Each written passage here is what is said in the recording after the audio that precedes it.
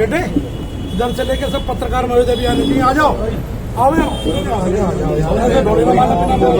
Hello दोस्तों, मैं जानो मैं सफ़ी और आप देख रहे हैं जान हिंदुस्तान न्यूज़। दोस्तों, इस वक्त हम मौजूद हैं नॉर्थ ईस्ट दिल्ली के गोकलपुर विधानसभा के इंदिरा विहार, जहां पर आज शाहिद होटल के ओनर जनाब हाजी सलीम शाहिद जी का यौम पैदाइश का दिन है और इस मौके पर हाजी सलीम शाहिद जी के निवास पर उनके समर्थक, उनके चाहने वालों का मुबारकबाद देने के लिए एक तांता सा लगा हुआ है और उनको फूल माला और पगड़ी पहनाकर कर रहे हैं स्वागत और केक काट कर किया बर्थडे सेलिब्रेट। आइए देखें तस्वीरें लाइव।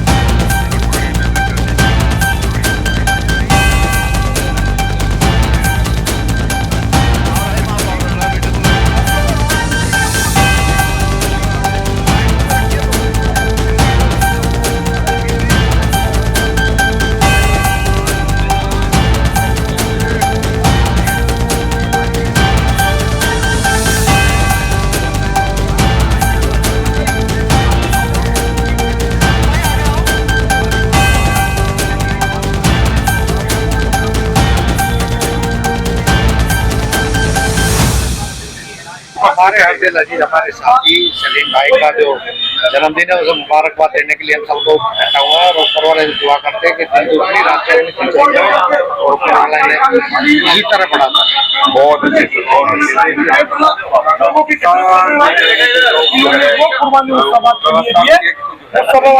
सब जगह के लिए पूरी दिल्ली में मशहूर है। अपने कामों से, अपनी मेहनत से, अपनी कौम की खिदमत करने से कहीं पीछे नहीं है। ये सब जगह सबसे आगे होते हैं। मैं इसीलिए ये इतनी तादाद में जो लोग आए हैं, जो इतने खूबसूरत तरीके से जो लोग आए हैं, ये सिर्फ हाजी सलीम शाहिद साहब की मोहब्बत के लिए लोग आए हैं। मैं दिल की गहराइयों से हाजी सलीम साहब का जन्मदिन की मुबारकबाद देता हूँ। अल्लाह इन्हें हर तरीके से खुश रखे, लोगों की खिदमत इसी तरीके से करते रहे। ये हमारी दुआ हाजी सलीम साहिब के साथ है। वलीम भैया, आप खजूरी से आए हैं और आज हाजी सलीम साहिब का जन्मदिन है, तो क्या कहेंगे इस जन्मदिन के मौके पर? सर, सबसे पहले तो मैं कहना चाहूंगा कि जब मेरे जैसे एक आम आदमी को, छोटे से आदमी को, जब इतने बड़े जिम्मेदार आदमी जो एक शख्सियत है दिल्ली की, सलीम भाई, जब वे बुलाते हैं तो ये अपने आप ही एक उदाहरण है, एकदम अपने आप ही एक एग्जाम्पल है कि जहाँ दर्द है, जहाँ दया है, वहाँ सलीम भाई है। बिल्कुल बिल्कुल बिल्कुल। ये और मैं सबका हमेशा बड़ा शुक्रगुजार रहता हूँ, क्योंकि देखिए ये जो चीज़ है मेरे पास, इसमें सबसे बड़ा जो योगदान है वो आप लोगों का है। और मैं आप पत्रकार भाइयों का भी बड़ा शुक्रगुजार रहूँगा कि आप हमेशा आते रहते हैं और मुझसे बात करते हैं और चीज़ों को समझते हैं। मेरी कोशिश हमेशा से यही रहती है कि कोई मेरे पास अगर आया है और कोई छोटा काम है या बड़ा काम है या किसी भी समाज से है, तो मेरी कोशिश यही रहती है कि वो मेरे पास आया है तो मैं उसका काम कर दूँ। मैं झूठ सच बिल्कुल नहीं करता हूँ, ईमानदारी से काम करता हूँ और सच का साथ देता हूँ। और कोशिश मेरी यही रहती है कि मैं लोगों के जितना ज़्यादा से ज़्यादा हो सके मैं काम आने की कोशिश करता हूँ। इसी वजह से मैं RWA का प्रेसिडेंट हूँ, 10 साल हो गए मुझे। मुस्तफाबाद मार्केट एसोसिएशन का प्रेसिडेंट हूँ। आम आदमी का एक छोटा सा कार्य करता हूँ। दिल्ली में शेख सैयद मुगल पठान बिरादरी का एक सदर हूँ। लेकिन मेरे पास जिस समाज के लोग आए, मैं कोई मुझसे ये शिकायत नहीं कर सकता कि हम गए थे हाजी जी ने और भेदभाव करा। किसी भी समुदाय से हो, कोई भी आए, मेरी कोशिश हमेशा ये रहती है और इंशाल्लाह जब तक मैं जिंदा हूँ ऐसे ही आवाम की, लोगों की खिदमत करते रहूँगा। जबकि कोई मैंने, जैसे लोग कहते हैं कि जी इलेक्शन का माहौल है, आज तो कोई इलेक्शन का माहौल नहीं है, अभी बहुत दूर है। ये लोगों का प्यार है और मुझे लोगों से मिलना, लोगों का आना मुझे बहुत पसंद है। ये एक जिंदा दिल्ली की पहचान है और मैं आपका सबका बहुत बहुत पहले भी शुक्रगुजार था और अब भी बहुत शुक्रिया अदा करता हूँ कि आप लोग आते हैं और मुझसे इतनी मोहब्बत करते हैं। बहुत बहुत बहुत बहुत शुक्रिया आपका।